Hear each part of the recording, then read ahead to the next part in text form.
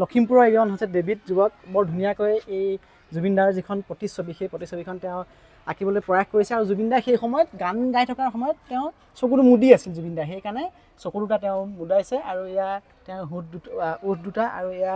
এখন হাতত থকা এখন গীটাৰটো সকলোৱে চিনি পায় দেখিয়ে থাকে গান গালে তেওঁ ষ্টেজত লয় বাকী চকু দুটা অকণমান মুদি থাকিলে মানে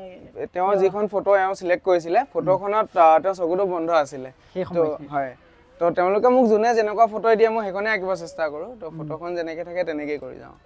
মই দেখুৱাইছোঁ এই ফটোখন আৰু লগতে এয়া তেওঁ যিখন গীটাৰখন সেই গীটাৰখনত সেইটো টুপি ৰজাৰ দৰে সেই টুপিটো সদায় থাকে সেই টুপি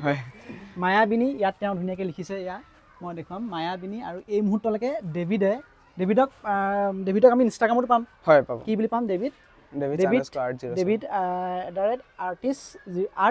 @artist07 আপোনালোকে যদি চাই তাত ডেভিডে তাত তুমি বাকী যিখিনি লিখিছা সেইখিনি তাতে আছে নে প্ৰায় গোটেইখিনি তাতে আছে গোটেইখিনি আছে মানে 11খন যে তুমি আঁকিলা